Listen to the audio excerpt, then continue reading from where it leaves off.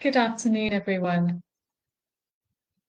My name is Christiana Davidson. I'm a psychotherapist and a hypnotherapist, and you're very welcome here on my channel. Please subscribe and like this video once you've watched it, obviously. And the topic for today is all about red flags. Now, as you know, my specialism is in narcissistic abuse, especially when it comes from a parent, and the impact of that parenting on adults later in life. Um, Now, red flags, what are they? I mean, we hear that term bandied about all the time, oh, that's a red flag, this is a red flag. What do we actually mean by that? Well, in my own interpretation of that phrase, it's what I would describe as a moment when your ears prick up. If you have a pet, especially a dog, they kind of those moments where they kind of their ears pick up and they put their head on one side, and it's as if they've heard something or they've picked up something in you that's sending them a message. Um, and that's exactly what happens to us when we are communicating or in the presence of or in relationship with a narcissistic person. You will have moments, guaranteed, where your ears will prick up. It's as if your body is picking up on something that they've either said or in their mannerisms that is off. Now, why is it off? Because it's a red flag because they've presented a certain image to you, their false self-image, which you've come to believe is them.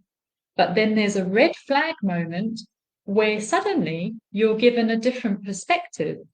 It's as if, oh, there's something here that's slightly incongruent with this false narrative that you've been presented with till now. So these red flags are like little guardian angels. They're like little signs to you that what you're seeing in the false self is not actually true. And in fact, what you're seeing when you have a red flag moment is the authentic self coming through. The red flags are windows into the truth. They're flags of truth, in fact. But you see, the thing is, when you grow up with a narcissistic parent in a narcissistic family system, you groom yourself, in fact, to reject the truth, to reject the red flags about your parent. You train yourself to deny those, to hide them away where you can't see them, and you learn to only see the false self. So you begin to gaslight yourself that the red flags you see are actually you being too sensitive and interpreting too much from them, and really the false self of the narcissist is the truth, and it's you that's the problem in picking up too much from the red flags. So what we end up doing in adulthood is we'll see a red flag and kind of our ears will prick up and our body will be on alert, but we'll go, no, don't be so sensitive. That's, don't read so much into that. It's probably your stuff that's coming through here. And so we symbolically almost take the red flag and we store it somewhere back in a cupboard within ourselves. But of course, the cupboard gets more and more full over time as the red flags keep coming, and we have to keep gaslighting ourselves even more and denying even more. And we've got this cupboard full of red flags, and there's no peace in this relationship. There's just no peace. And that's the clear sign of being in a narcissistic relationship. There is no peace within you. And it's because you've seen red flags. It's because you know, your gut knows that the false self that this person is presenting to you is not true. That actually what's true are the red flags.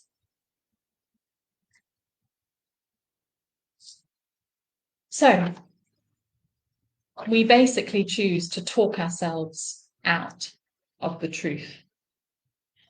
We talk around it, we talk ourselves into the false narrative. We gaslight ourselves. And those red flags that are stored away in the cupboard somewhere in our minds are only brought out at a point where maybe we turn to somebody else and say, look, I've got all these red flags with this person. What do you think? And then we get the validation we need that actually, no, our guts were right, that this isn't a healthy relationship. Sometimes it only happens at the point where we've been discarded, or we're breaking down emotionally or physically, that we seek out that validation for the red flags that we've seen. So, what I want you to take away from today is that your gut never lies to you. Your gut is right. That red flags are something to really, really take as gifts. When you have those ear prick up moments, it doesn't mean that you have to exit the relationship immediately in whatever form the relationship is, but it does mean that you're being asked to keep yourself protected with this person, to acknowledge the red flag, to value it, not to deny it and throw it in the cupboard and let down your boundaries even more, to stay in the false narrative, but rather to really take hold of that red flag and say, okay, because I've seen this red flag now, I'm going to put in this particular boundary and I'm going to observe from here on. And then I'll be able to make a decision based on that in terms of the longevity of the relationship. So the change that's got to happen is we've got to stop automatically choosing to deny red flags in order to sort of see the best in the person, or to not be so sensitive, or it could be my stuff.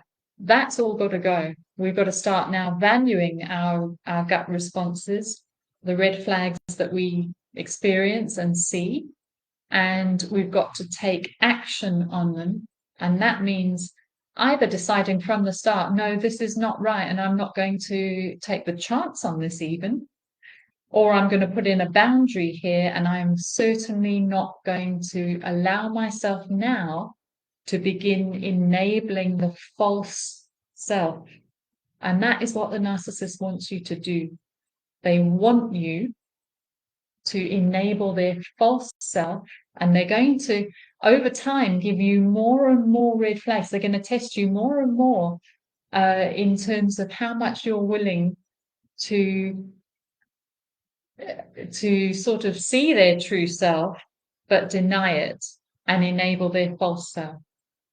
So it's up to you, it's up to me to now take a different stance, to be willing to be bold and responsible in who we allow